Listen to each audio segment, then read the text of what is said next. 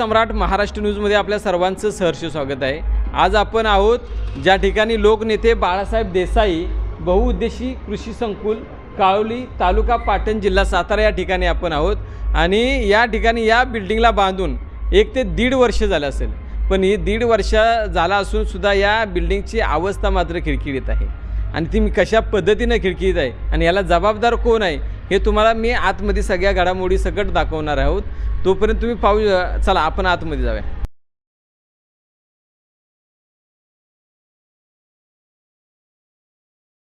या संपूर्ण बिल्डिंगची अवस्था म्हणा किंवा आणि सगळे म्हणजे स्वच्छतेची अवस्था म्हणा पूर्णपणे खराब आहे। इथले अधिकारी सुद्धा या ठिकाणी काय पोचले नाहीत। मला वाटतं मी विनंती करतो कॅमेरामॅनला, तालुका कृषी अधिकारी पाटण यांचं हे कार्यालय आहे आणि या कार्यालयामध्ये आपण जाऊया। या कार्यालयामध्ये बघूया की किती लोक हजर आहेत ते।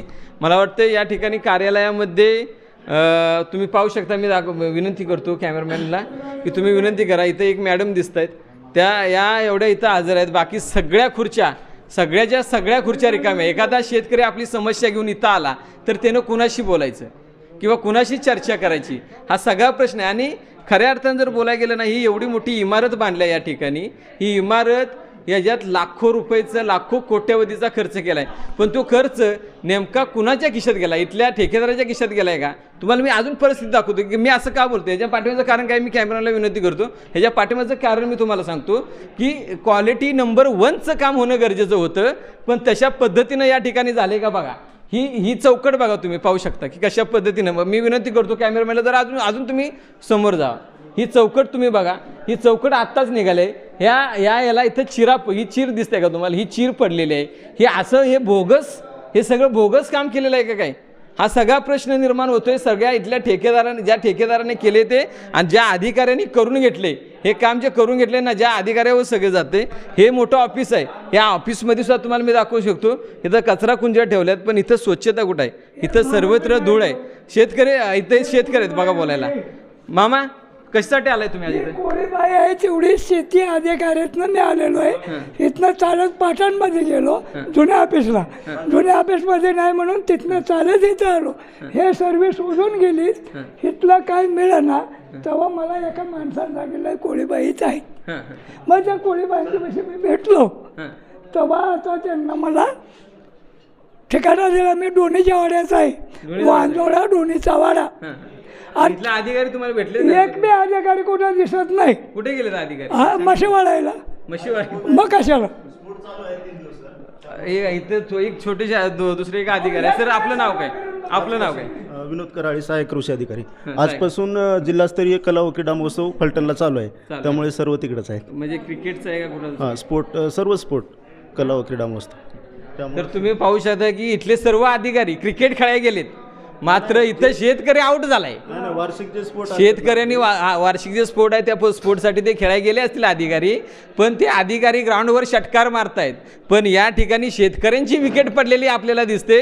इथं स्वच्छता नाही। इथं बाथरूमची अवस्था बघितलं तर बाथरूमची अवस्था तर एवढी बिकट आहे, किंवा महिलांच्या बाथरूममध्ये आम्ही जाऊ शकलो नाही, पण जेंट्सचे बाथरूम तुम्हाला दाखवलं की कशा पद्धतीने स्वच्छता आहे। या ठिकाणी जे 2 गोडाऊन बांधले, ते जे स्लॅब जे खाली आपण म्हणतो कोबा केला आहे, त्या कोबाला चिरा गेलेल्या आहेत। दरवाजे लावले, ते दरवाजे निघून गेलेले आहेत। ते जे हँडल आहेत ते पडलेले आहेत। तुम्ही त्या ठिकाणी माती परीक्षणच्या आपण केंद्रामध्ये गेलो, त्या ठिकाणी अस्वच्छतेचा प्रभाव काहीच नाही। 100 पंखे असतील त्या याच्यामध्ये, पण एकही पंखा चालू नाही। कारण कशाला चालू राहणार? तिथं अधिकारीच कोण नाही तर पंखा तरी कसं चालवणार? बघा, ही चीड आहे, माणसाची काय प्रॉब्लेम? आमचा शेतकऱ्याचा अधिकार कामगार जाग्यावर मिळत नाही। आम्ही काय केलं पाहिजे? मी चालत पाटणमध्ये गेलो, पाटणमधनं चालत आणि ऑफिसला परत आलो। काम झालं का तुमचं? काम आता ते टाइमच्याकडे दिलंय, काय होतंय बघू। तर तुम्ही लाखो आणि कोट्यावधीचा निधी या ठिकाणी खर्च केलेला आहे। मी तुम्हाला दाखवतो। मी कॅमेरामॅनला विनंती करतो की या दरवाजाकडे हा दरवाजा तुम्ही दाखवा।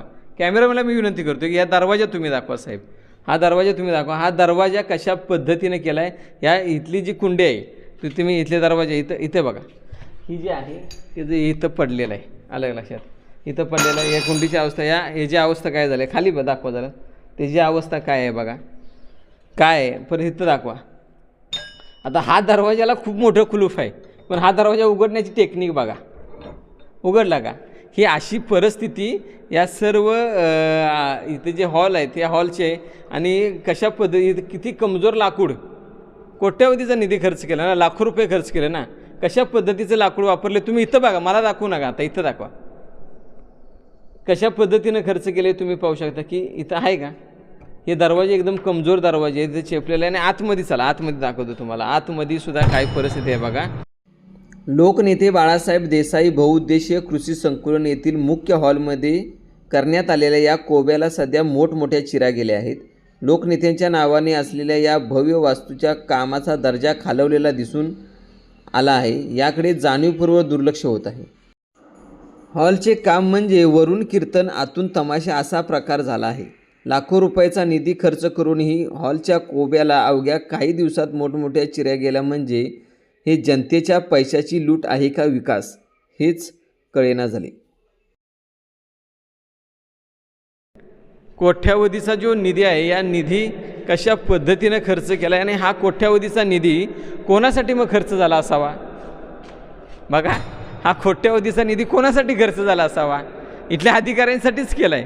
पण हे काम व्यवस्थित करून घेतलं का? हे काम व्यवस्थित करून घेतलं का? तर हे काम खरं अर्थाने व्यवस्थित करून घेतलं नाही. यामध्ये ठेकेदारानं सुद्धा चांगलाच मलिदा खालेला दिसतोय. चला आपण पुढची अवस्था दाखवूया. पुढची अवस्था कशी आहे ती या. माझ्या मागून या, तुम्हाला मी दुसरा एक हॉल आहे त्या हॉलची सुद्धा परिस्थिती काय आहे ती तुम्हाला दाखवतो. आपण इथं जाऊया. इथं कुठलं आहे? मंडळ कृषी अधिकारी कार्यालय पाटण या ठिकाणी बसतात हे अधिकारी, मंडल अधिकारी. तुम्ही माझ्या मागं कॅमेरामॅनला मी विनंती करतो की तुम्ही तेल घाण केंद्र आहे इथं, हे मात्र मजबूत दरवाजा आहे. तिथली परिस्थिती काय आहे ते आपल्याला दाखवायची होती. पण चला आपण पुढे जाऊया, पुढची परिस्थिती बघूया. इथं दाखवा, इथं दाखवा. ही अवस्था आहे. ह्यांची सुद्धा अवस्था काय आहे बघा तुम्ही. ही सुद्धा अवस्था काय झालेली आहे. इथं सुद्धा जे हॉल आहेत त्या हॉलला पूर्णपणे चिरा गेलेले आहेत. या आधी दाखवलेल्या हॉलची परिस्थिती जी होती तीच परिस्थिती मात्र या सुद्धा हॉलची आहे. या अशीच हॉलची परिस्थिती असल्यामुळे आता चला पुढच्या घटनेकडे आपण जाऊया. तुम्हाला मी गोडाऊनची परिस्थिती दाखवली की कशा पद्धतीनं त्या स्लॅबला तडे गेले, त्याचे खाली स्लॅब मारले, म्हणजे स्लॅबच म्हणू आपण त्याला, कोबा केला आहे त्याला. त्या कोबाला कशा पद्धतीनं तडे गेले ते तुम्हाला मी दाखवलं. दरवाजाची अवस्था दाखवली. आता इथल्यासुद्धा दरवाजाची तुम्हाला मी अवस्था दाखवतो. मी विनंती करतो कॅमेरामॅनला की माती परीक्षण प्रयोगशाळा ही प्रयोगशाळा आहे. ह्या प्रयोगशाळेची अवस्था तुम्ही बघू शकता की कशा पद्धतीनं आहे. हा दरवाजा आहे आणि या दरवाजाला जे दरवाजांची अवस्था एवढी म्हणजे एकदम लो क्वालिटीचा खर्च करून लाखो रुपयाची लूट करण्याचा प्रयत्न इथल्या ठेकेदारांनी केला आहे का काय असा प्रश्न सध्या आमच्या डोळ्यासमोर उद्भवतोय. इथली जी पट्टी आहे ही पट्टी आहे ती आता ही पट्टी निघालेली आहे. म्हणजे जी उंबरटा आहे, उंबरटा आपण म्हणतो तो उंबरटा निघालेला आहे.